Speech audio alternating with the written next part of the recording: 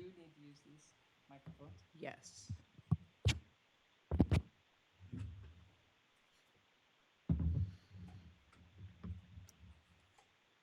Right.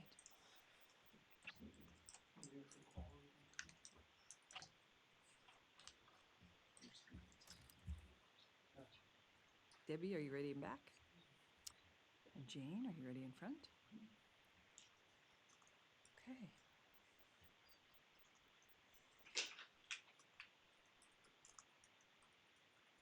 There we go. Good morning. Today is Wednesday, October 16th, 2024, and we'd like to welcome everyone to the board meeting. We'll call this meeting to order at 9 a.m. The teleconference number is 971-254-3149, conference ID 866-914-607#. Audio capabilities are listen only and are offered on a best effort for the public. Our meeting is also live streamed, and you can join us online by going to our website or to tctvonline.com, click on live broadcasts. Before we get started, I'd like to remind everyone to mute your phones. You can do this by pressing *6. Please unmute your phone when your agenda item is ready to be discussed. For those joining via computer, please unmute your microphone and turn on your camera when your agenda item is called. All others must remain muted with their cameras turned off. Thank you. Public comment. Those intending to provide public comment to the board may attend in person or email submissions to the public comments email on our website.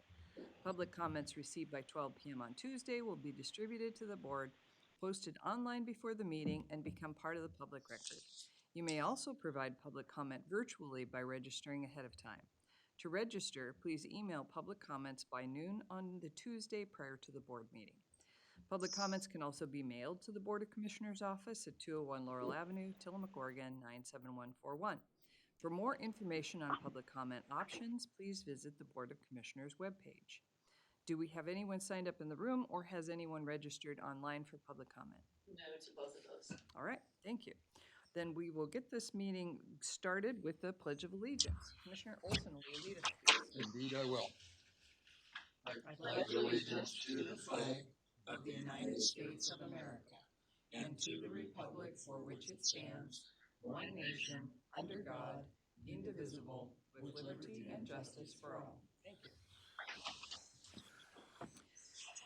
you. Okay, we have one unscheduled agenda item today that will be taken after item 14. So we'll jump right into the agenda with item 5, which is consideration of a non-prevailing wage rate contract for construction with Accurate Electric Unlimited, Inc. for the Justice Facility Surveillance System upgrade. Do we have Lieutenant Silvera with us? Good morning. Good morning, Commissioners. How are you guys doing? Well, thank you. How are you? I'm doing well, thank you. So I'll just go ahead and start. This is a project that's been going for quite some time now. Our surveillance system software, come to find out we were running on Windows 7. And when the system shuts down, it literally shuts the whole jail down. We can't open doors. We lose cameras to be able to see the staff and the AICs. So after some extended research, we found Accurate, which is currently our PM providers, and we finally got a contract drawn up. And so we are in the process of trying to get the software updated so we can stop having these shutdowns and freezes in our system. Okay, thank you. Commissioners, any questions? Thank you. No, I do have one question. Obviously, this is a necessary component of what you do. Are we at all in a similar position to other facilities, say, around the state of Oregon or even the Northwest? In other words, are we behind the times, or will this upgrade bring us current with what is done elsewhere? I'm hoping this upgrade will bring us up to what the state is going. I know it's unfortunately, as you all know, software systems need to be improved. And when we found out we were running on some Windows 7, which has been out of the system for 10 years now. But yes, as far as my connections with the state jail officials, everybody's starting to update their software as well. Well, thank you. I know, I use personally Microsoft like a lot of people do, and I know we have it here. And you're right, I think it's been 8 or 10 years. Jeff's in the back of the room. When did they stop supporting Windows 7? Been at least 5 years. Yeah, At least, so, yes, I would say this is an absolute necessity. I guess the second question would be, why did it take us so long? Is it just, do we operate by exception, meaning when it fails, then we do something about it, or are we more proactive, or should we be more proactive? You're asking me?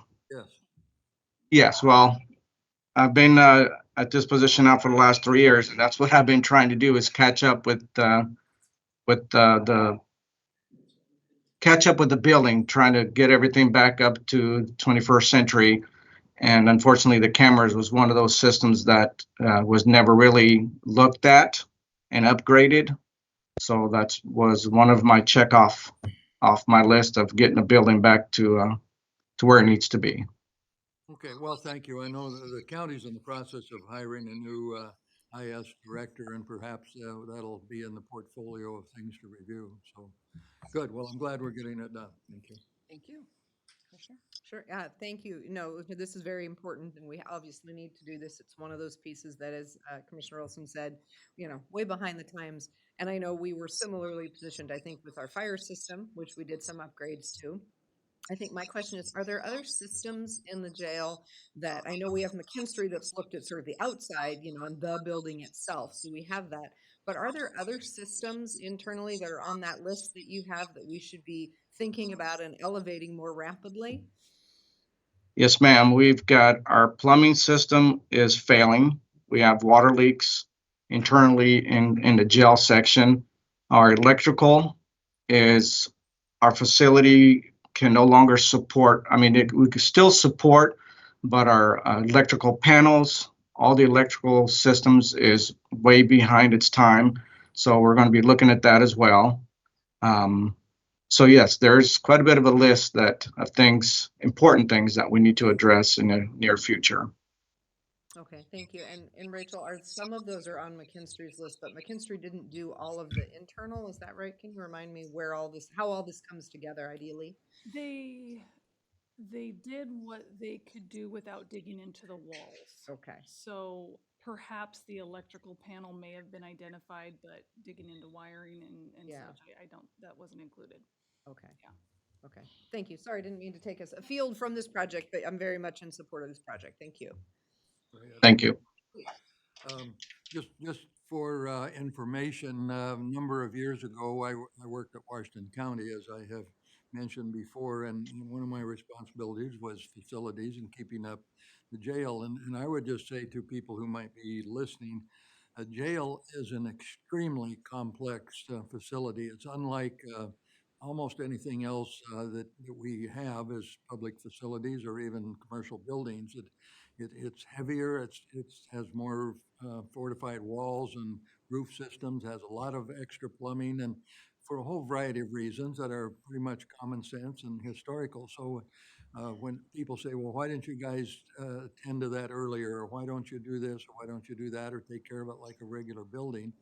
The point is that they are extremely complex by design, and the per square foot cost is multiples of what a commercial facility would be. So just people don't think we're just letting things go and then taking care of them as they break. It's considerably more complex than that, and I think people should know that. Thank you. Thank you. I am fully supportive of this project, so I think we're ready for a motion. Okay. Madam Chair, in consideration of a non-prevailing wage rate contract for construction and Accurate Electric Unlimited, Inc. for the Justice Facility Surveillance System upgrade, I move approval. Second. We have a motion and a second. Any further discussion? Hearing none, I'll call for the vote. All in favor signify by saying aye. Aye. Aye. Aye. Motion passes. Thank you. Thank you. Thank you. All right, we'll move on to item 6, which is consideration of change order number 1 to contract for goods number 6604 with Pacific Golf and Turf for golf cart replacements. With us, we have Tillamook County Parks Director Dan Keyes. Good morning.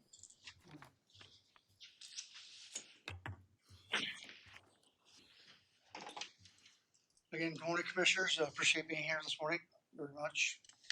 So, yes, it's change order number 1 in contract 6604 for the purchase of 4 golf carts. The original contract was approved between Tillamook County and Pacific Golf and Turf on August 14th. At that time, the anticipated end of the contract was supposed to be September 1st. Well, due to a number of issues, that we're asking for that contract date to be to move to November 15th. In communication with the sales reps at Pacific Golf and Turf, I did ask for a reason why that this has been delayed. And please know that the cards are actually in Portland, almost ready to be delivered. But 2 of the cards are good. As part of the report, looks like card number 3 had a paint defect, which they showed a photo with, and trying to see, it was also missing a strut kit and some hardware. And then card number 4 was also missing a strut kit and hardware as well. And so the reason why those haven't been produced yet or sent was apparently due to the hurricane Helene, with the Cushman factory in Augusta, Georgia, was shut down for a period of time and still trying to catch up. So we would kindly ask that you extend this contract. I've been assured by the sales rep that this will be ready to go by November 15th, but we just need your support in helping us get to that point. Thank you. Thank you. Well, I'm sure the hurricanes in the east have screwed up a lot of things, I'm sure. It's a little bit funny to me. You would just not think there would be a shortage of golf carts in the country, but maybe I'm wrong about that. I am fully supportive of this contract and the purchase because I know how much folks who work at parks, and particularly the hosts, are looking forward to new golf carts.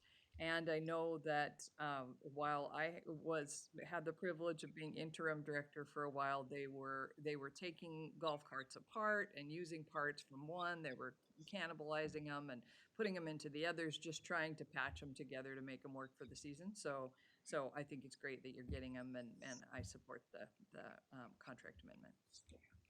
Commissioner? I agree. And just a reminder to anybody watching, Parks is a special revenue fund. They survive on the revenue that they raise.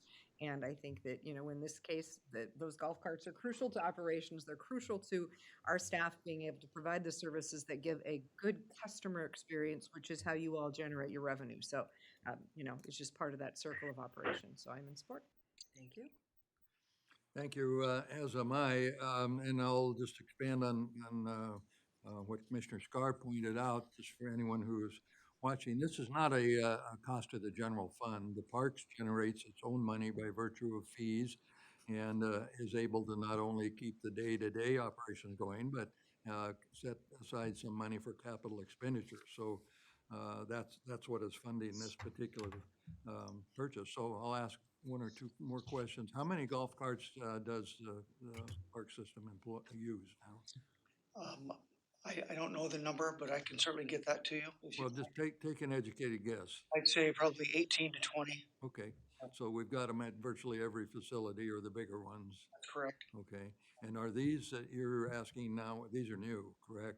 Yes. Okay, I went to their website and looked it up, and I noticed they got, like any car dealer, they got like 30 options you can put on these things, and including colors and little trailers and all kinds of stuff. But I like golf carts. I use them when I play golf, which isn't very much anymore, but so good. And again, I just emphasize the Parks Department is self-sufficient, and I think for the taxpayers and others, that's a good thing. It's a wonderful system, and it funds itself, and good for all of us, good for people. Thank you. Thank you. Well, I think we're ready for a motion. Okay. Madam Chair, in consideration of change order number 1 to contract for goods number 6604 with Pacific Golf and Turf for golf cart replacements, I move approval. Second. We have a motion and a second. Any further discussion? Hearing none, I'll call for the vote. All in favor signify by saying aye. Aye. Aye. Motion passes. Thank you. Thank Thanks you. for being here in person. Okay, we'll move on to item 7, which is consideration of a professional services agreement with Excel Tech Consulting, Inc. for engineering services for the Burton Creek Culvert Replacement Project. With us, we have Chris Lady, Director of Public Works online. Good morning, Chris. Good morning. So last week we did a notice of intent to award with this project. Burton Creek is on Trask River Road.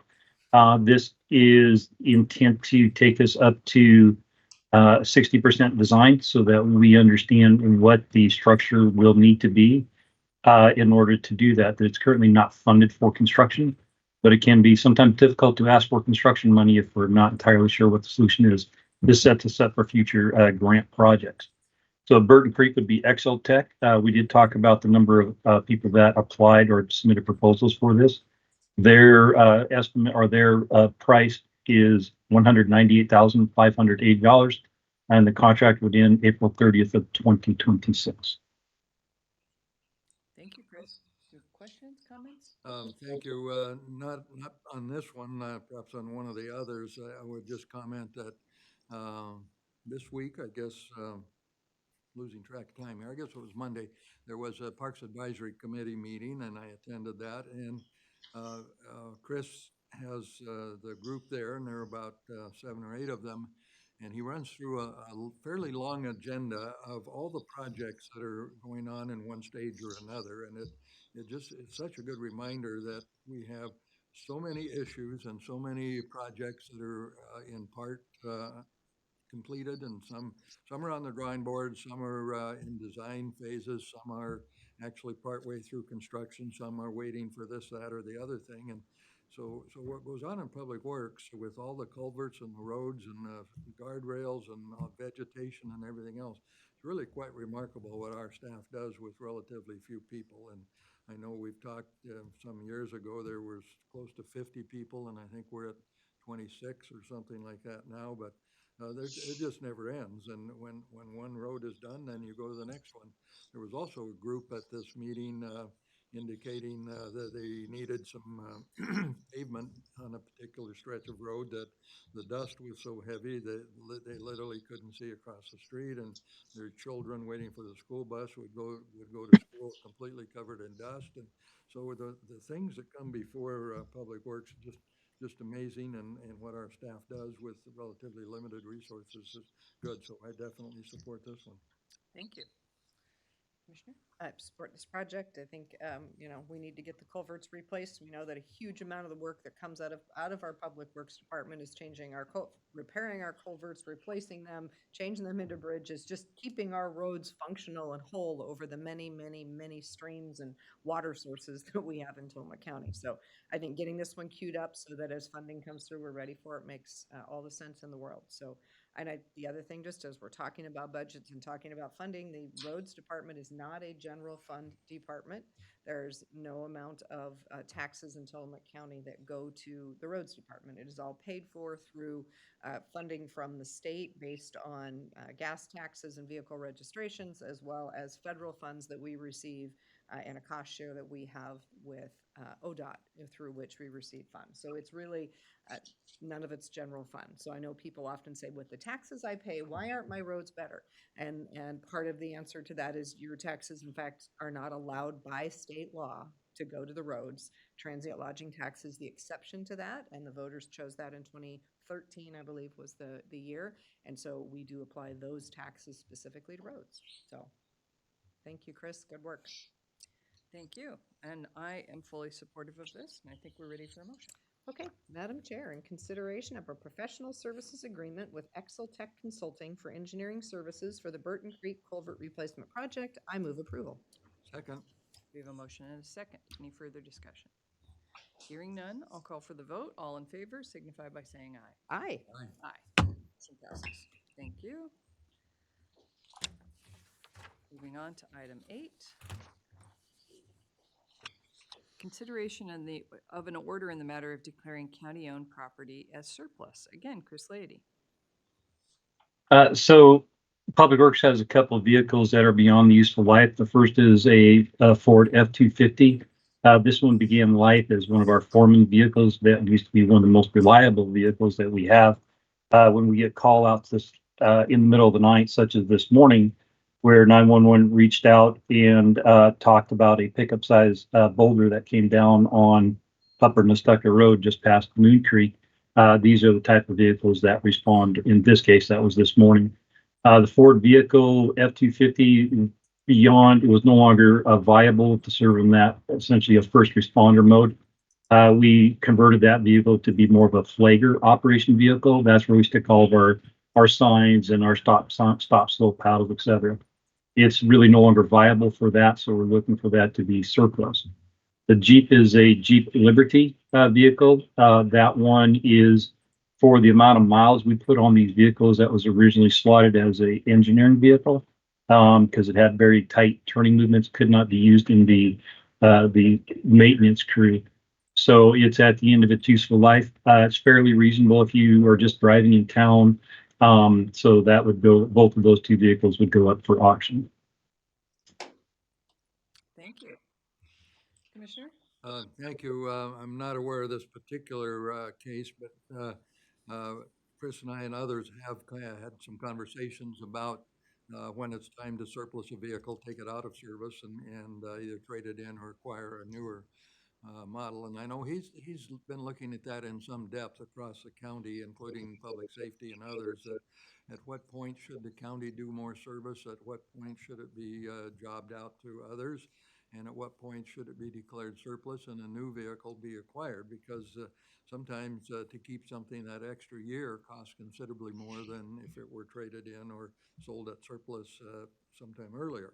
So he's looking at that as well, and in this case here, this appears to be pretty routine, but people should know that there is a critical eye on how we dispose of vehicles and acquire new ones, because we're talking about pretty substantial sums of money. So thank you. Thank you. I'm in support. I know that we look carefully at our vehicles, and before we surplus any vehicle, we always make sure that it really is at the end of its useful life, because if it's not, we typically pass it off as an option, at least to other departments. And so the fact that these are going surplus instead of to parks or others leads me to believe that they truly are at the end of life. And I trust Chris's judgment on that, and we need to move them on. I agree. Thank you.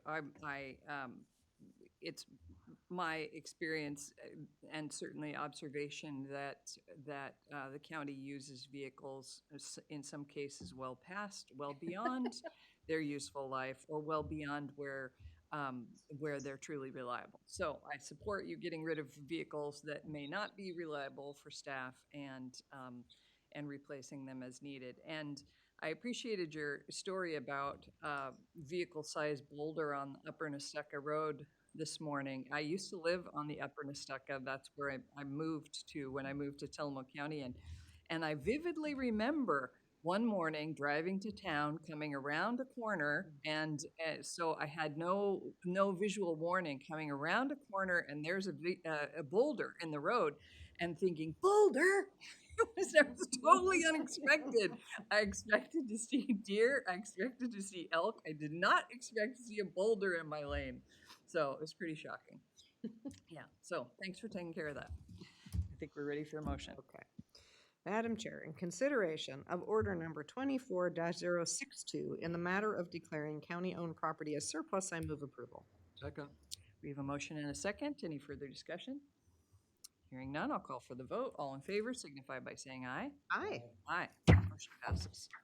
Thank you, Chris. Looks like we have a couple more with you. Consideration of a temporary construction easement with Jenna Veal for the construction and removal of a temporary bridge over 3 rivers on property located at Lot 18 and 19 of Block 2, 3 Rivers in Tillamook, Oregon. Chris. So follow up briefly on what you said. It's the time of year where we have trees come down the road, the rain hits, boulders come down. Just while we were talking, a dead deer on Broughton Road in PC. So that's something, somebody's got to go down and pick that up. So be careful driving out there on the county roads or even Highway 101. So temporary construction easement items 9 and 10 are directly related. We did receive a FEMA declared disaster in January of this year. We attempted multiple ways to get these things funded. FEMA, they had deployed out here into the state of Oregon in relationship to that. They worked with FEMA folks in DC. And FEMA folks in DC had connected with Oregon Office of Emergency Management and thought of a potential way to, they decided that yes, they could pay for a temporary bridge to do this. And then possibly a path forward to removing the temporary bridge and buying the properties out. So we hopefully will have some word on that one.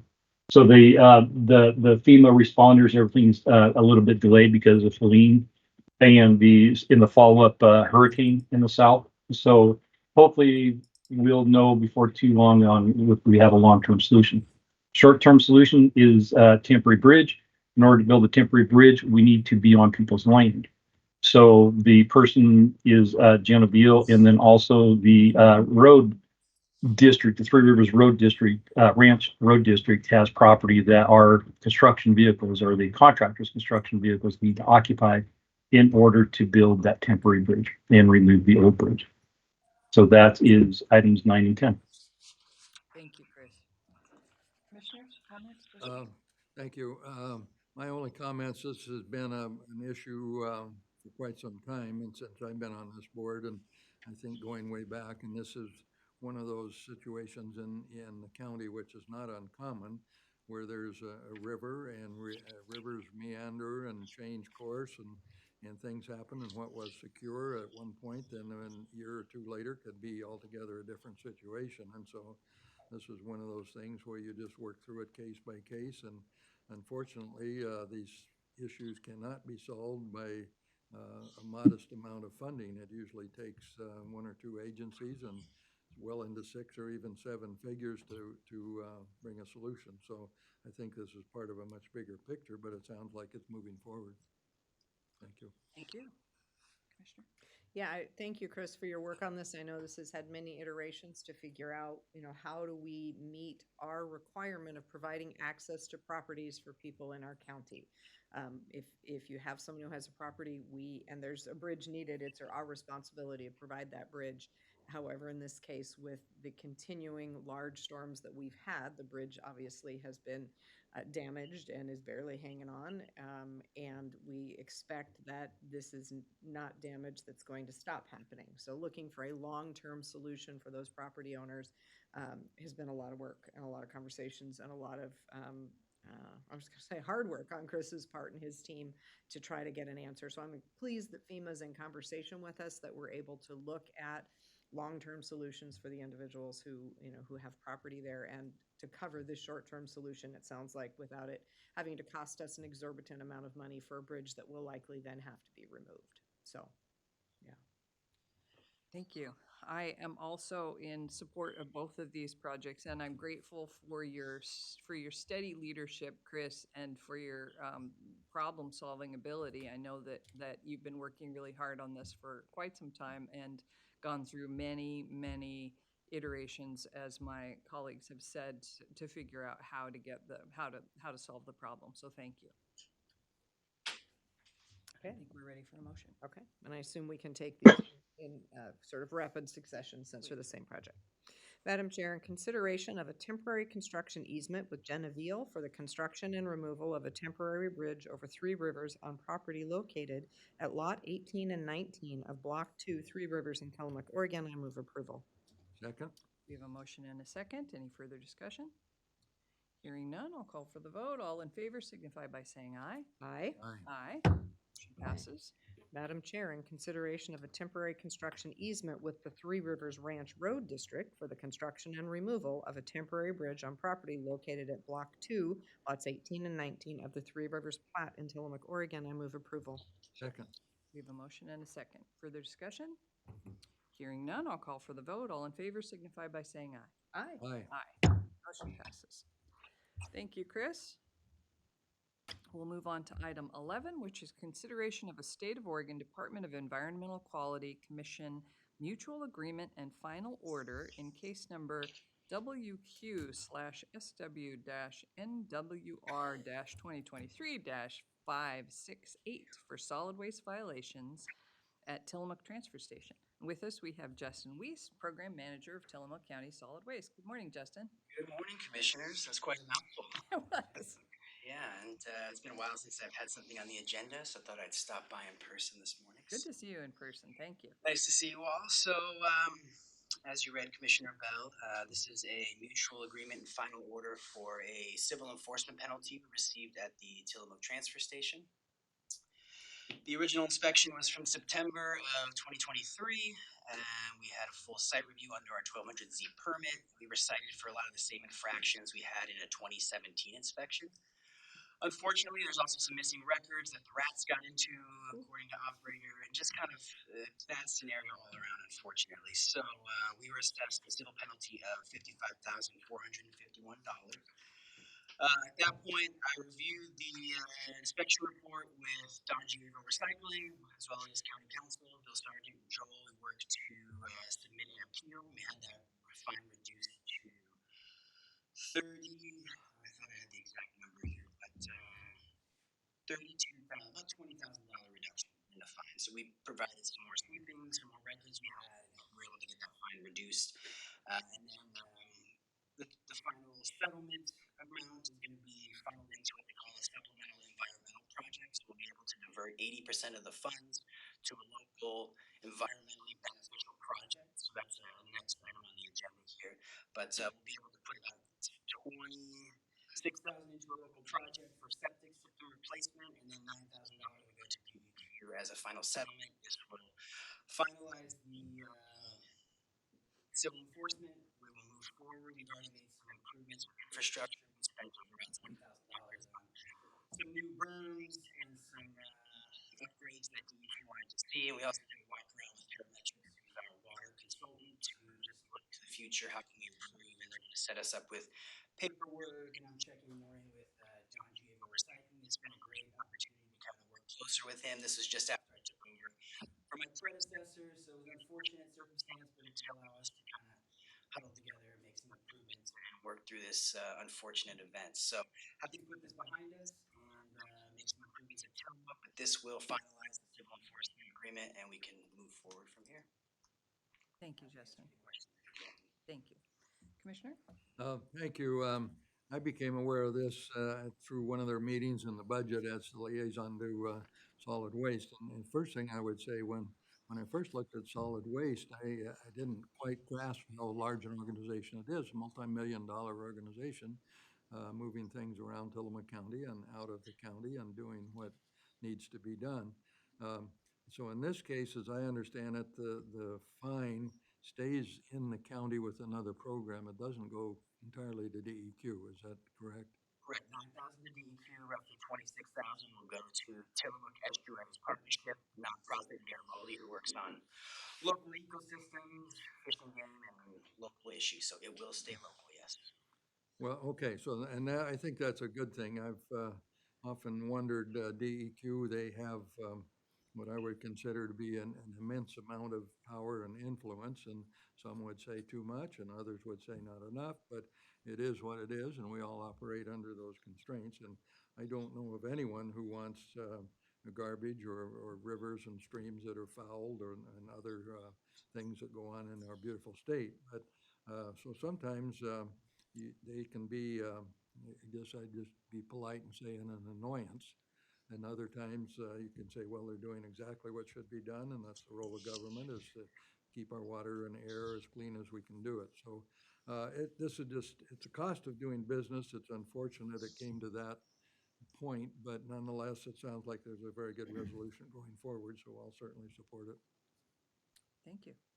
Bill? I just have to chime in. I found it more of an annoyance to Commissioner Olson. They were pretty difficult to deal with throughout the process, and what I thought was really, I mean, I don't know the scope of everything that goes on out there, but it seemed like some really relatively minor deviations from what was supposed to be going on. So it was a difficult process dealing with DEQ on this issue. It really was. Well, the reason I mentioned that is I've sat through some other meetings and when DEQ comes up, and sometimes there are people in the room, people roll their eyes and almost everyone has a story to tell that was not particularly a pleasant experience. So I'll just leave it at that as well. Thank you. Commissioner? No, thank you for bringing this forward, Justin. I agree. It's unfortunate that we ended up in a conversation with DEQ relating in penalties and fines, but I love the concept that, we are able to pay some of those to a local organization. If I understood correctly, it was the septic repair system with TEP, which is, we have had grants, and Chris Keel was in the room with us for a different project, I think, today, but the grants additionally that the county has had to help folks repair and replace their septic tanks when they're failing, and that this really is a key need, if you will, in Tillamook County. And so not only is it going to TEP, which is a fabulous organization, but it is going directly to a project that to me sounds like it's just of huge need. So I think it's as good a solution as we could hope for. Thank you. For the benefit of folks who are watching, could you just talk a little bit about the infractions or what we got fined for? Sure. A large portion of the financial fines that were levied were for sweeping maintenance. We weren't doing enough sweeping, cleanliness. When the inspector came on site, there was some gravel or sediment where it shouldn't have been. And this was a big crux of our back and forth argument, is that we were doing sweeping. We had done some hiring. And so the inspector came in a little heavy-handed, I think, because 2017 had a lot of the same infractions that he saw again. I think they came down a little hard on us to kind of set the standard or an example. But a lot of it was cost of sweeping, and the other one was a lot of the paperwork. You're supposed to keep things for 3 years. There's supposed to be monthly inspection reports, sweep logs. Anytime there's a spill report, which I don't think we had any of those filled out. So just a lot of documentation that was not present. So as I mentioned, we've been working with our contractor to get a nice binder set up for Don G. Averill. I've been checking with him periodically, and they're filling out the binder and being more proactive on logging spills. That was a big portion. And then with the infrastructure money we put in new berms across each of the tipping floors. We did an angle iron with a concrete hump. They had done some temporary plastic ones that just didn't hold up to big garbage trucks and high traffic. So we spent a good portion of that money putting berms to keep the flow of stormwater from moving in and out. Storm system, you're tipping inside. It's a little muddy. They don't want that contaminated water flowing back out into the storm system. So that was a big portion. We're also going to be moving some contaminated soil. They identified that there was some heavy equipment and some saturation of oil. So we're going to be digging that out and properly disposing of it. And then like secondary containment was an issue. Just if you have any liquids that are stored outside, in case they break or leak, you have to have containment underneath. So I learned a lot through the process as well. I'm a bit new to the stormwater world. I know more of the garbage and recycling. So it's been a learning process for me, but I enjoy learning new things. It's been a little arduous, but those are kind of the high-level things that we had to fix after the inspection. So, thank you. I appreciate that explanation, and I appreciate your work and your approach that it's a learning experience, and we'll learn and improve and go on. That's the best we can do. It's the best anybody can do. So, and I agree with my colleague that the investment of part of that fine into a local project is preferable. So I'm in support. Okay. Madam Chair, in consideration of a State of Oregon Department of Environmental Quality Commission mutual agreement and final order in case number WQ/SW-NWR-2023-568 for solid waste violations at Tillamook Transfer Station, I move approval. Second. We have a motion and a second. Any further discussion? Hearing none, I'll call for the vote. All in favor signify by saying aye. Aye. Aye. Motion passes. And we'll move on to item 12, and I'll let you talk about that. sure. So these two items are connected. The item we're speaking on now is a memorandum of agreement. So we've just finalized the mutual agreement and final order, and this agreement will just codify our relationship with Tillamook Estuaries Partnership. Isabel Gilda and County Council thought it best to have some type of just very simple agreement to outline the deliverables, which money's going which way. And so we talked about the infractions, the dollar amounts, $26,000 under this MOA would be allocated to Tillamook Estuaries Partnership. $9,229 would go to DEQ. The DEQ mutual agreement order stipulates that all work into the final report will be submitted by November of 2025, so just over a year for completion.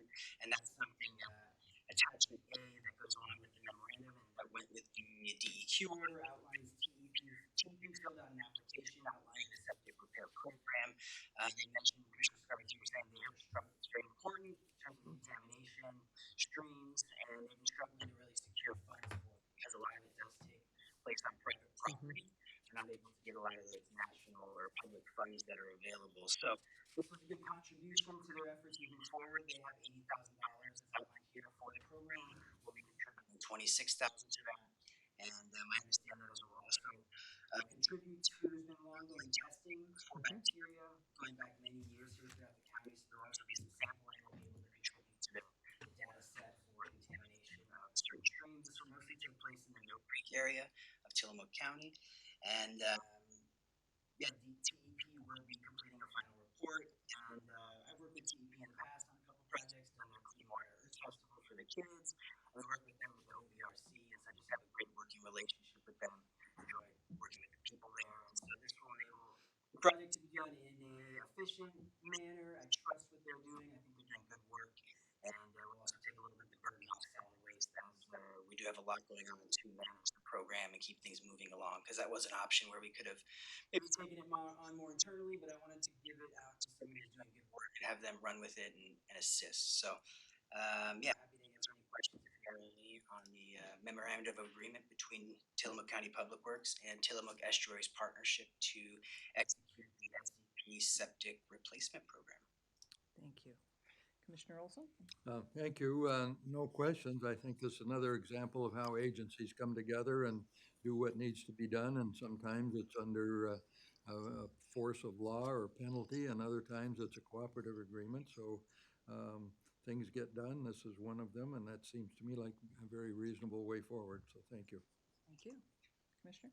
Yeah, I agree. SR spoke to this already, and I think it's fantastic. I was just looking at their proposal, and it looks like they're with the entire funds hours plus the 80,000 they have, they expect to repair 5 to 10 systems. So I think that's really fabulous. I mean, it's one system at a time for the septic tanks that we will solve this problem. And Tillamook Estuaries Partnership has been sampling for a long time. I remember seeing results in the past where they talked about, you can tell which kind of E. coli is in the stream. Is this from people? Is this from elk? Is this from deer?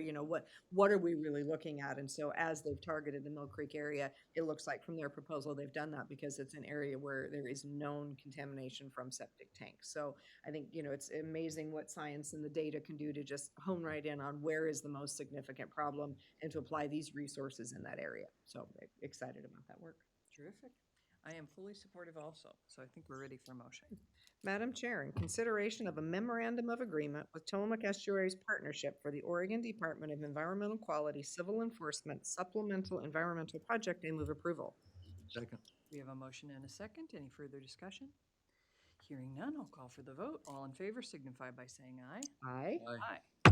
Can I ask Justin a couple of questions while we Yes. have him? He probably Yes. isn't going to be surprised by this one. So I was at an AOC meeting recently, and they were talking about the Recycling Modernization Act and requirements of local governments that were coming up fairly rapidly. So I emailed Justin and said, can you just give us a quick update? And I think the answer is we're not in the first round of priorities, so we don't have a January 1 date. But I just wanted to confirm kind of where the county falls with that. And because we have contractors instead of doing our own recycling, that was also slightly teased apart inside the meeting, as to some of the funds would go directly to the partners that do the hauling, et cetera. So just kind of curious as to where we are in that conversation and assuring that as a county, we're on top of everything that would become our responsibility under the Recycling Modernization Act. So yes, Recycling Modernization Act's been ramping up over the last 2-3 years. My predecessor took part in a couple surveys, and myself has done a few interviews and surveys as well on the topic. So this will standardize recycling across the state of Oregon. It's going to make the producers of these products more financially and logistically responsible for helping us to recycle more, to transport materials to Portland, we'll get some transportation reimbursement. So just holding the manufacturers a little bit more accountable for all of the waste and items that aren't recyclable or easily recyclable, like styrofoam. We're one of the few entities across the state, probably the country, that does styrofoam, and they're reaching out now because they're excited that we're doing it. They want to learn how we've been doing it. And so, yeah, a lot of moving parts here. The portion that's will be directly affected by the law would be the city of Tillamook, as the population does exceed the 4,000 threshold of individuals. So that triggers a couple must-dos of education, and there's no need. So basically, when we cross the 4,000 person threshold, we're going to be required to take all the materials on this new list. So that's obviously more recycling coming in at the Tillamook transfer station, and so we're going to need more space, more trucks. The commingled part with doing curbside recycling is not mandated. That's something that a lot of, through the survey process, a lot of the communities, a lot of the haulers said we were interested in exploring. So we don't technically have to have curbside, but I've been working with City Sanitary here, who services the Tillamook area, and they're on board to expanding service. They're open to having more. We're gonna, turn on the microphone. Oops. Oh, that would. Oh, yeah, sounds much different. Yeah, probably, yeah, echoes in your head now. Not talking for nothing, huh? It's okay. We heard you. Yeah, we heard you. All the way back, okay. Yeah. So, where was I? So we're going to be over 4,000 here in Tillamook. We're exploring the option of doing more curbside commingled. We're already doing it, and that's part of it. We can expand it. So we've worked with City Sanitary. They're probably going to need 1 to 2 more trucks. And so that's been submitted to the state, run through the RMA process. Big back and forth. And again, there's still a lot of moving parts. The implementation date is July 1st of 2025. So we still have 7-8 months, but there's been a lot of panic from SWAC, from other people throughout the state. Things are moving at a glacial pace. If we need to order a truck, that's going to take 18 months, and we're 6 months out. So DEQ, I met with a couple of SWAC chair. We had a direct conversation. This is in process. It's evolving. We're not going to be fining anyone July 1. It's going to be a learning process. Everyone's kind of holding each other's hands, and we're going to work through this together is my take on it. But City Sanitary is looking to do a couple more trucks, expand curbside recycling here in the city of Tillamook. And so those trucks, the latest I've heard is that local governments will be able to allocate either the service providers or nonprofits or someone who's going to be carrying out the work. They can allocate them as the receiver of the funds. So we would likely fill out the paperwork for City Sanitary. The trucks would be, I don't know if they'd be given to the county and then passed on, or exactly how legally that would work, but we'd be able to give those trucks to City Sanitary for future operations. So that's in the Tillamook area, and then up in, our sanitary works in Rockaway and Garibaldi, and they've already purchased trucks to do curbside recycling. He was so excited and been wanting to do it for years, so he got a little bit ahead of the game, so he actually received the truck there a few months back, and they're going to be rolling out small pilots of maybe 50 cans per community there. Garibaldi, Bay City, Rockaway do some more curbside recycling. And so there's logistical challenges there, but all the haulers have been engaged. We've done surveys. Recology did their surveys on behalf of the city of Manzanita and Nehalem about what they may need in the future. And we're looking to increase capacity here in Tillamook as we're doing more curbside, more commingling. Recycling is being dumped on the floor there.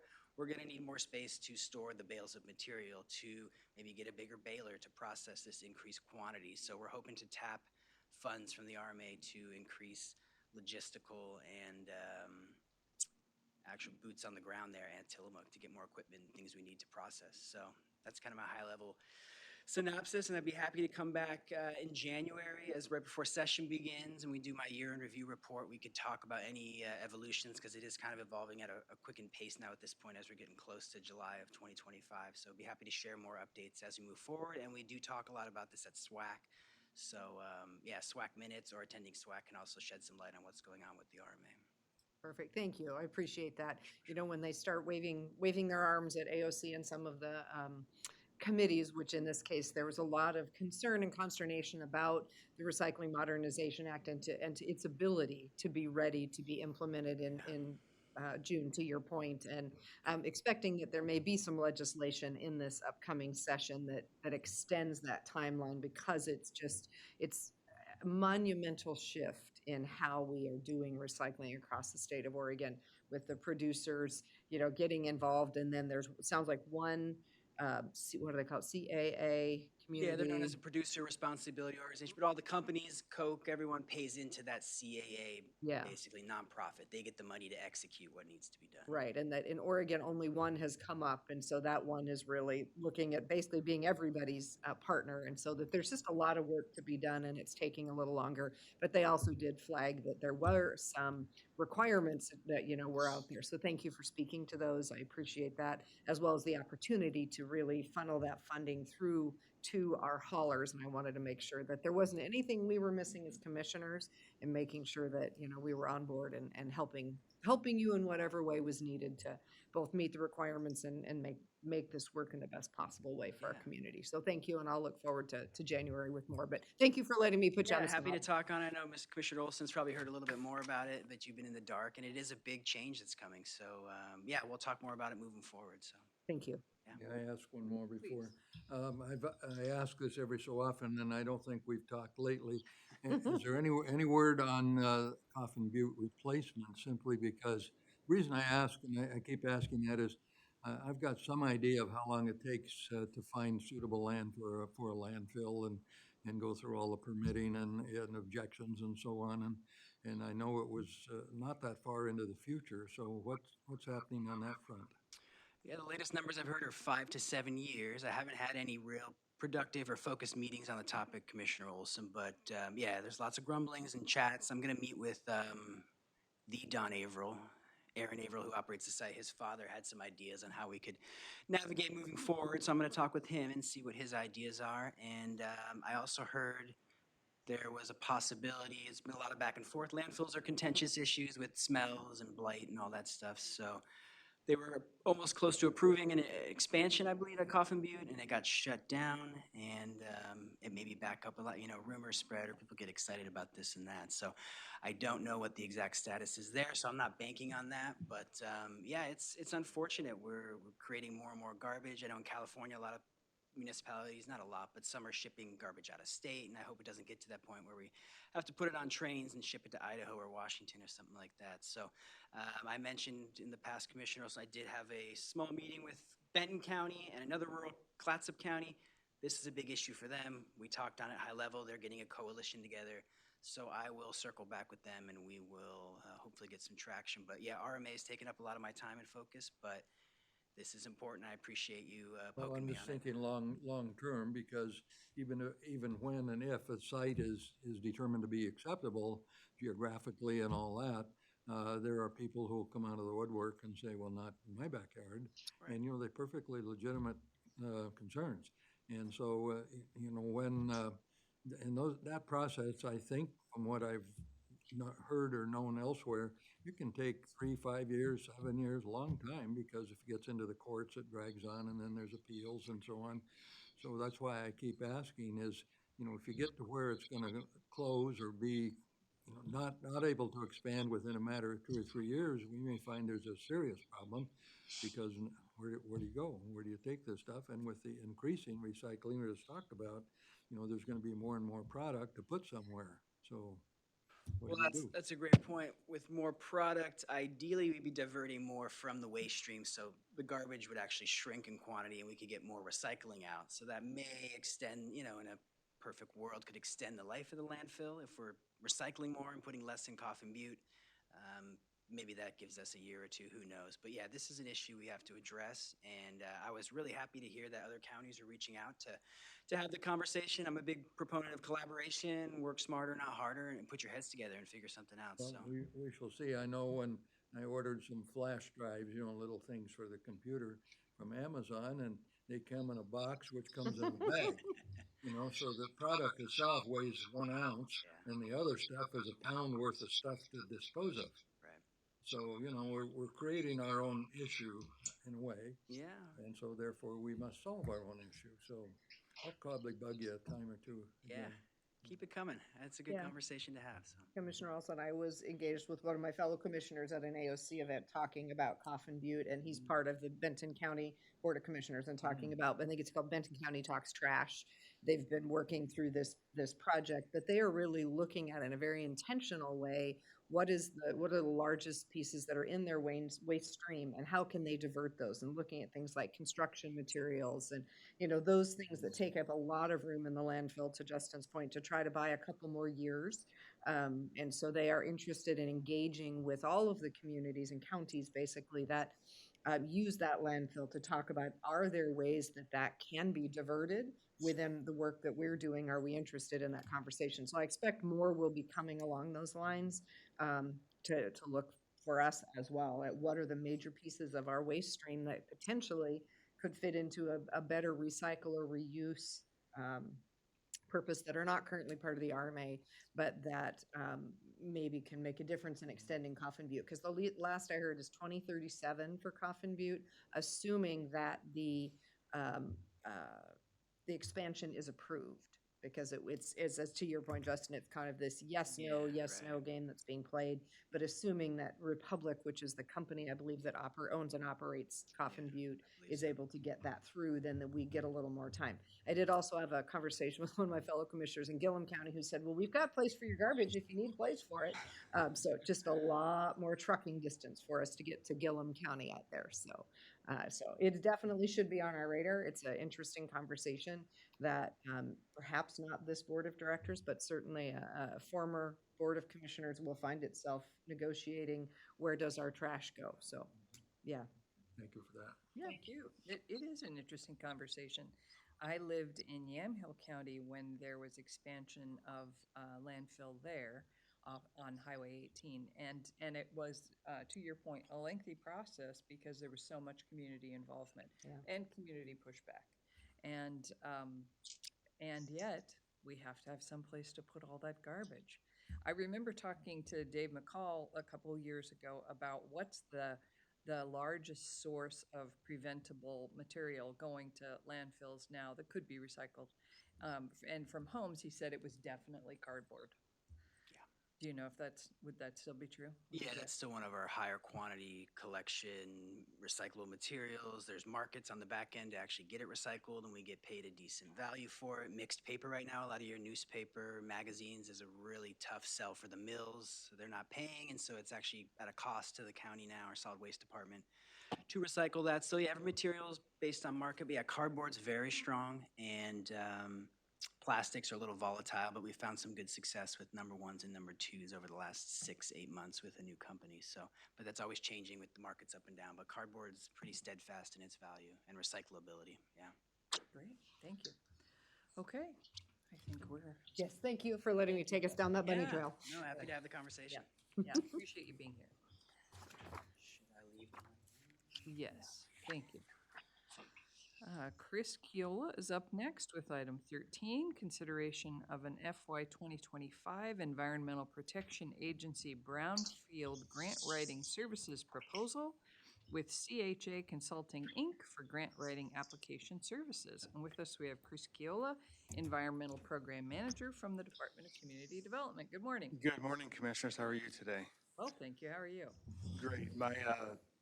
My senior project in college was reduce, reuse, and recycle. So all that information is great. Been working on that. This morning, though, what I'm bringing to you is an agreement to continue something that we've been doing for a while, and I'll give a little background on it. In 2023, Tillamook County received a grant through the EPA Brownfield program for $500,000 to identify issues and problems with parcels of land that may have a development potential. And so we went through that grant process and we identified 4 sites, and the grant paid for phase 1 and phase 2 identification and sampling of any materials on those properties that might cause redevelopment problems. And we had 4 sites, and they've all gone through it, and those sites are now moving on to potential redevelopment by the property owners and things like that. A couple of them are going to be very useful to the residents of Tillamook County. And that grant cycle is ending soon. We've spent about 85% of it, and the last 15% will be doing wrap-ups and getting them to where they need to do. If there's cost to, for cleanup and stuff, we'll get them to where they need to be. But there's another potential for the grant cycle to continue for another 2 years, I believe, another $500,000. And the way the grant cycle is going, EPA will favor previous grant holders more so than new grant holders. In other cycles, they favored new grant holders over the existing grant holders. So there's a really good chance that we could get another round of money from the EPA to do more sites. And the first grant that we were given, we contracted with CHA to do all of our grant writing and to be our consultant to walk us through the process. And they've given us a proposal to pay them to write the next grant cycle. And all of the money that the county expends is reimbursable by the grant except the actual grant writing. So that has to be a standalone item. And that's why this is a separate proposal from them for $5,000 to do the grant writing for us and to take us through that process. And that's basically what this is, to do, for them to do the grant writing. Questions? Because it's, I mean, we can go down a bunch of different rabbit holes and stuff, but basically this is the very simple item that it's just for them to do the grant writing. And I know we have grant writers on staff. They've already written the first grant for us. They've got all the information. It's much simpler, in my opinion, for them to just continue on with that work. And I think everyone's reviewed it. Terrific. Thank you. Do we have questions, comments?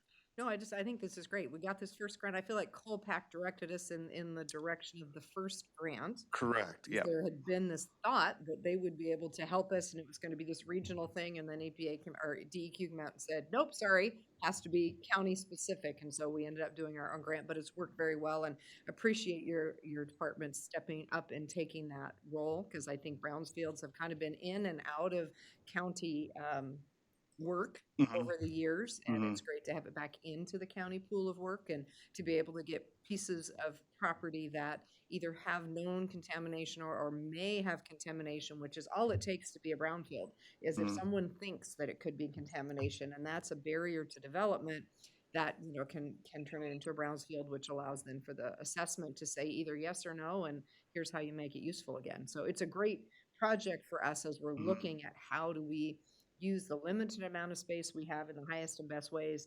Getting our properties back up and going is valuable. So I think this is great. And Colpack is doing a group grant separate from ours that'll, I think their grant process will bring in about 1.2 million to the region in conjunction if we get this $500,000 one. So that's $1.7 million that different entities are all working towards cleaning up.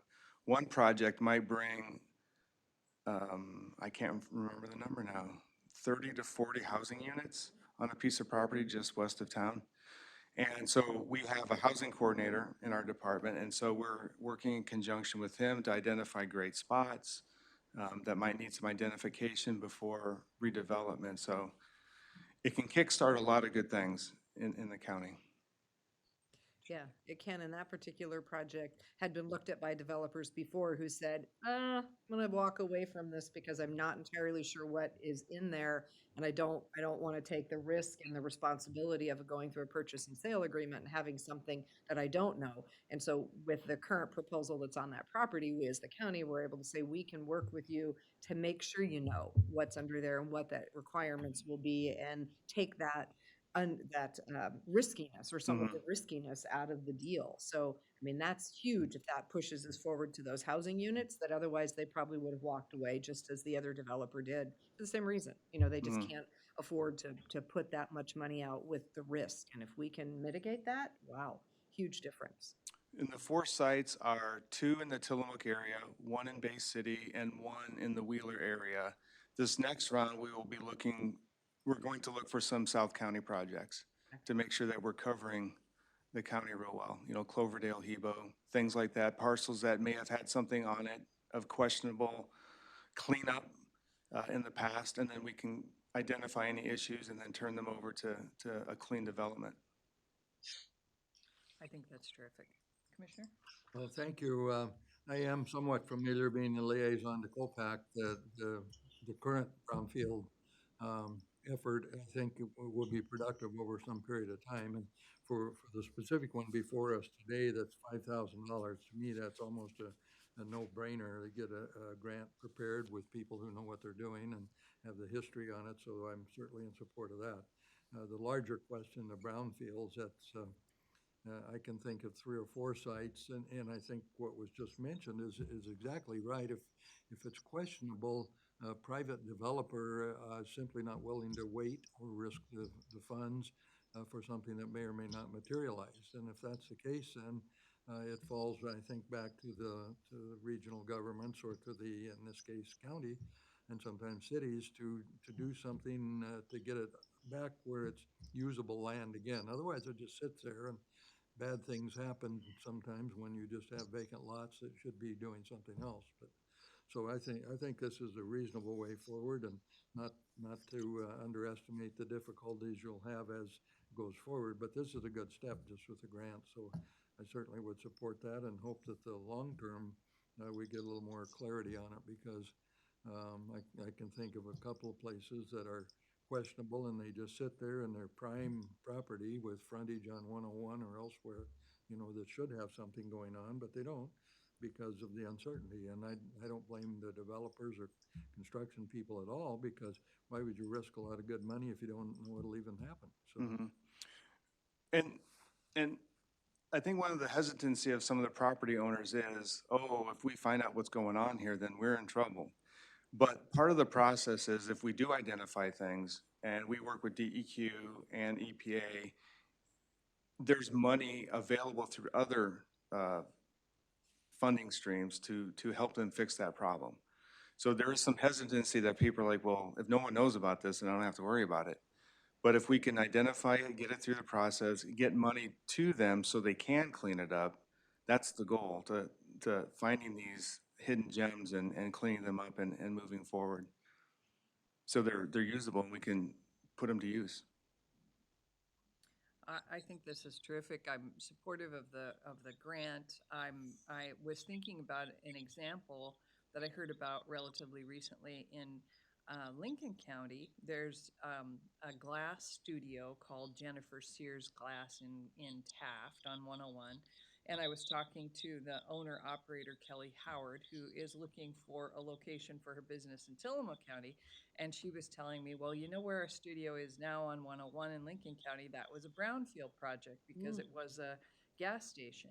And so that got me to thinking about how many, there used to be a lot more gas stations than there are now. And, I recall that it used to be easy to find gas wherever you went, but that's not true anymore. And all those tanks are in the ground contaminating the earth. Not all of them, literally, but those are brownfield projects. And so I think there are lots of opportunities. There's lots of land that has been used for something else that could be used currently if it was cleaned up. So I think it's a great project, and I appreciate your leadership of the project. So. Thank you. Old gas stations are some of the worst, because if the tanks were removed properly, great. But a lot of times there's still gasoline and VOCs in the soil around it that's contaminated. And so then there's, you've got to do something with that. So old gas station sites are perfect. So if you know of any good ones that we can add to our list, let us know and we'll do it. Thank you. All right, I think we're ready for a motion. Madam Chair, in consideration of a 2025 Environmental Protection Agency Brownfield Grant Writing Services proposal with CHA Consulting, Inc. for grant application writing services, I move approval. Second. We have a motion and a second. Any further discussion? Hearing none, I'll call for the motion. All in favor, I'll call for the vote. All in favor, please signify by saying aye. Aye. Aye. Aye. Motion passes. Thank you very much. Before I leave, and I have your ears, the Tillamook Estuary Partnership project that you were just talking about is completely independent of the other CAP program, and we will be bringing that wrap-up information to you by mid-November to tell you how many systems we've replaced. Oh, wow. But that's an independent project, and the TEP project is completely independent to handle another batch of systems that we can upgrade. So we're combining forces and really getting some stuff done, but we'll have some concrete numbers by mid-November to bring to you. That's Oh, terrific. thank you. That's so exciting. Thank you very much. Thanks, Chris. We'll move on to item 14, consideration of modification number 2 to Title III Agreement number 6287 for the Tillamook County Search and Rescue ATV Tough Book Ford Raptor and Search and Rescue Incident Command Trailer for the Sheriff's Office. With us, we have Isabel Gilda, Executive Assistant from the Board of Commissioners Office. Good morning, Isabel. Good morning, Commissioners. So for your consideration today is modification number 2 to the Title III grant agreement with the Sheriff's Office. As you may recall, the Commissioners are required to formally obligate Title III funds. They're not county funds, and they can only be used for specific purposes. And in this case, for the Sheriff's Office, it's search and rescue activities. For this agreement, the Commissioners formally obligated the Title III funds in the amount of $20,500, and there are still some remaining funds that are unspent. The unspent funds are allocated to the Incident Command Trailer, and the Sheriff's Office would like to like this allocation to be amended to also include an ATV. So there are no additional funds being allocated. We're just amending the allocation for the Incident Command Trailer to read Incident Command Trailer or ATV. So it's the balance they have remaining is $8,016.41. And the sheriff Bill leaves online, and he can speak to any questions you have regarding the ATV, and I can answer any questions regarding the funding. Thank you. Sheriff Brown, did you want to say anything about this?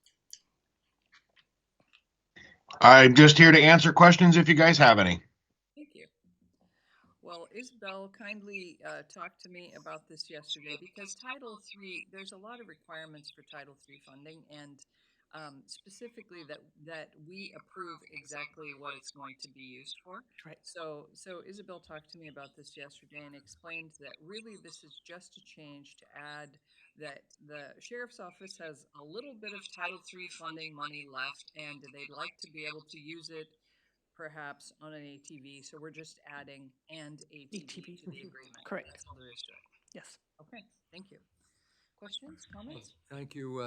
She did also discuss it with me, and so I spent most of last evening trying to figure out a question I could ask her that would really put her on the spot, and I didn't. So it is very straightforward, and I understand Title III requires a full accounting because it's federal money, and I think it probably should. So to me, this is pretty straightforward, and there's some extra money that goes to a good cause, part of search and rescue and other things in the Sheriff's Department. So I'm in support of this one, and I'm sorry I couldn't think of a question to really put her on the spot. But she did a good job of making the rounds and explaining this, and it's clear. There's 8,000 something, a little over 8,000 to go, and we'll use it wisely and report to the government. That's correct. We are required to track how we spend it. So if we make any changes to the original allocation, then we have to do the second modification. Thank you. And she also came and explained to me to make sure I wouldn't be confused in this, because it is just very detail-oriented stuff, and I think it makes sense. The Sheriff's Department had purchased ATVs previously using this funding, and to say that is an allowable expense, obviously it is. We've done it before, and to keep the opportunity there for the search and rescue trailer is fantastic, because I know that they have been working for, I'm going to say many years now, I believe, on fundraising toward a really just exceptional search and rescue trailer that will allow them to move communications to where they need to be, et cetera. But it's a big ticket item, and this funding alone won't do it. So keeping that there so that when they have amassed the amount they need from other sources to be able to use this as a top off is a great idea. So I'm fully in support. They'll have the remaining funds if they purchase the ATV, and then it'll go to the Incident Command Trailer. Right, exactly. So it leaves them that option. It does. Yeah, it's just a little more flexibility. Yeah, exactly what things will cost by the time we get there. Thank you for your work on this. Oh, you're welcome. I think we're ready for it. Madam Chair, in consideration of a modification number 2 to Title III Agreement number 6287 for the Tillamook County Search and Rescue ATV Tough Book Ford Raptor and Search and Rescue Incident Command Trailer for the Sheriff's Office, I move approval. Second. We have a motion and a second. Any further discussion? Hearing none, I'll call for the vote. All in favor signify by saying aye. Aye. Aye. Aye. Motion passes. Thank Thank you, you Isabel. so much. Okay, we now have an unscheduled item, which is consideration of the Association of Oregon Counties Conference Product Tasting Donation Request Letters to the Tillamook County Creamery Association, Werner Meats, Pelican Brewery, Blue Heron French Cheese Company, and Tillamook Country Smoker. And with us, we have Debbie Garland, our board assistant. Good morning. Good morning, Commissioners. The letters before you, if approved, will be sent to previous donors that have helped us in our participation in the Association of Oregon Counties annual product. It used to be sort of tasting event. It's called Wander Oregon rather than Taste of Oregon this year. Those are intended, the donations are intended to showcase our county and other participating counties. So I'll be sending them off if you approve these today or tomorrow. And then I'll check back in with them later and eventually pick up the products to take to the conference with us. Thank you very much. We are very grateful to the businesses that support these requests. We're, as Deb said, we attend an Association of Oregon Counties conference annually, and one of the events is an opportunity to showcase local products, and I hope that it's useful for marketing for those companies. I know that I have things that I've tried from other counties I have followed up and purchased, so it worked on me. And people who visit the event really enjoy visiting our table. Of course, we're biased, but I do think we have the best table, and people really look forward to it and enjoy visiting it because Tillamook products are so outstanding. Yes. So we're very grateful to be able to share them with people from other counties and around the state. Absolutely. Commissioners? Well, thank you. Thank you for doing this. And I did attend the conference last year as well. And what I remember was being reminded of something that I already knew. There's quite a diversity of products that comes out of the state of Oregon. If you go over on the east side, they've got some of the world-class onions and potatoes. And one of the counties, I think maybe it was Baker County, or you could have a full baked potato, loaded potato dinner.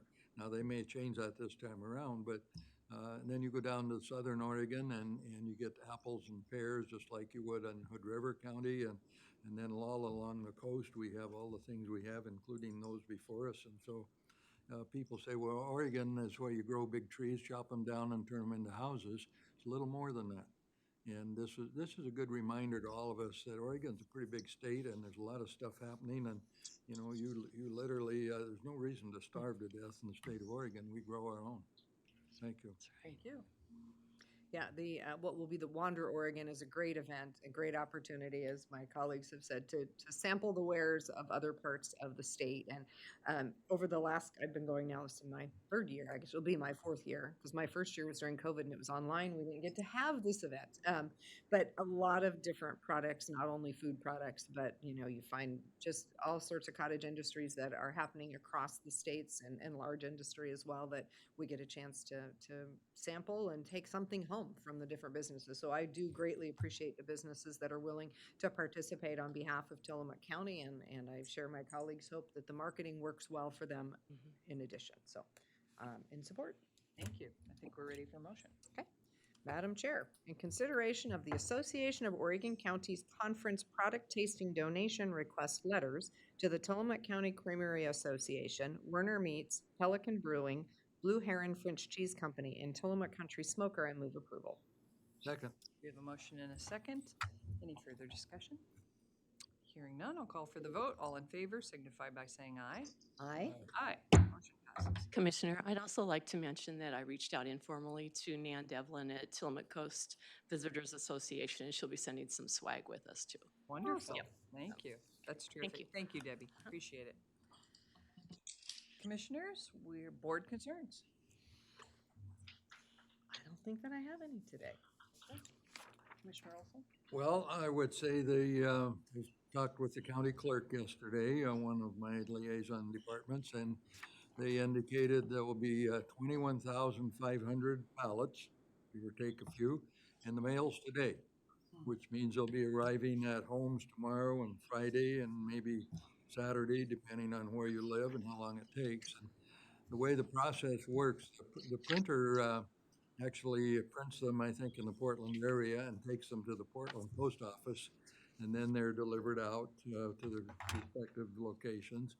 And then there's about 500 for one reason or another that actually are created here and go through the local post office. So that's a pretty good number. And I can remember not too many years ago when the registered voter count, and I kind of watch this from year to year, having served on other boards, we had like 15,000 voters not that long ago, meaning maybe 7 or 8 or 9 years ago.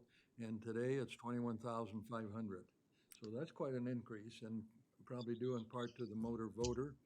And I will give another update from the clerk's office that there was some difficulties over past months of registering individuals who were not United States citizens. And this occurred through the Department of Motor Vehicles, and there were some errors made in either programming or checking the wrong box. And turned out there were somewhat over 1,000 that were really not entitled to vote, and I believe they've all been contacted, and the matter is basically cleared up. There were 2 in Tillamook County, I was told, and neither of those individuals have ever voted to the best of our records. So, mistakes happen, and not to say that it's a routine error, because it certainly is not what anybody wants to do, nor is it the way things work in America. But mistakes do happen, but I think it was rectified in a prompt manner, and it did not affect anything in Tillamook County, and to my understanding, very little in the state of Oregon. And so the corrections were made, but we're in a cycle now of probably one of the more consequential elections in recent years. And depending who you listen to, it's either the end of the world or the start of a new one, but that's a discussion for another day. So that's moving forward, and we have almost 3 weeks to vote. And so I'd encourage everybody, when you get your ballot, sit down and make your decisions, mail it back in, postage free, and just keep in mind that a good share of the world doesn't have this opportunity. They just don't. Thank you. Thank you. I appreciate the conversation about voting, and I wanted to bring it up also. I was in a community meeting on Sunday where one of the members was talking about that she had received her voter's pamphlet and started to read it, and she was dismayed at the difference between what she was reading in the voter's pamphlet compared to what she was hearing on the news or in social media, etc. And so it's a powerful message about let's be informed voters. Please read your voters pamphlets, because there's some confusing things. For example, the ranked choice voting is on our ballot, and it's I was reading, and it's confusing. And I was reading an article about it this morning that in Portland they passed ranked choice voting in 2022, I think. And so in this election, there are 17 candidates for mayor in Portland, and people will vote on their top 6. And so in ranked choice voting, they'll vote for 6 people in order of their preference. It's fascinating to see how that's going to play out. But we'll have an opportunity to vote on ranked choice voting here in Oregon, and it is confusing. And please read your voter's pamphlet. And likewise, Measure 118. I think there are things that if we just go to the ballot not having done the research, it's likely to be confusing. So I encourage people to read about it thoroughly. And also, I want to mention tomorrow, 10/17, is the Great American Shakeout. We're encouraging everyone to observe the Great American Shakeout. It's 10/17 at 10/17. So act as if there was an earthquake at 10/17 and do what you would do if it were a real earthquake. It's just an opportunity to practice. except for folks who are in a tsunami zone. Please, we're encouraging people in Tillamook County who are in tsunami zones, either at work or at home, to practice your tsunami evacuation tomorrow. So if you do it at 10:17, odds are your evacuation site will be manned with volunteers, and they'll be able to measure the success of the exercise. How many people evacuated successfully? How long did it take them? Did they have go bags, etc.? And they'll be testing the communication system. So can people in isolated evacuation sites communicate with the county or communicate with the state? So it's a great opportunity for us to practice. And we have a lot of people who live and work in tsunami zones. So we hope the community will practice their evacuation tomorrow. Anything else? No? If no, I will read our other meetings and announcements. The commissioners will hold a board briefing today, Wednesday, October 16th at 2 p.m. to discuss weekly commissioner updates. The meeting will be held here in the Board of Commissioners Meeting Room 106 of the Tillamook County Courthouse, 201 Laurel Avenue. The teleconference number is 971-254-3149, conference ID 866-914-607#. The commissioners will attend a groundbreaking event for Adventist Health Surgery Suite on Thursday, October 17th at 9:30 a.m. The event will be held at Adventist Health, 1000 3rd Street here in Tillamook, Oregon. The commissioners will attend a winter emergency preparedness meeting on Thursday, October 17th, 2024 at 12:30 p.m. to discuss preparations for the upcoming winter months. The meeting will be held at the Officers Mess Hall, 6825 Officer Row in Tillamook. The conference number is 971-254-3149, conference ID 688-681-496#. And the local Public Safety Coordinating Council meeting will be held on Monday, October 21st, 2024 at 12 p.m. The meeting will be held at the Board of Commissioners Meeting Room 106, Tillamook County Courthouse, 201 Laurel Avenue in Tillamook. The teleconference number is 971-254-3149, conference ID 155-859-952#. And the commissioners will attend a Tillamook Lightwave meeting on Tuesday, October 22nd, 2024 at 9:30 a.m. The teleconference number is 1-253-215-8782, meeting ID 899-5732-9678#. So, and I encourage anyone who's interested in any of those meetings to, you can find the links and all of those conference numbers online on the county website on the Board of Commissioners page. And with that, we are adjourned at 10:27 a.m. Thank you.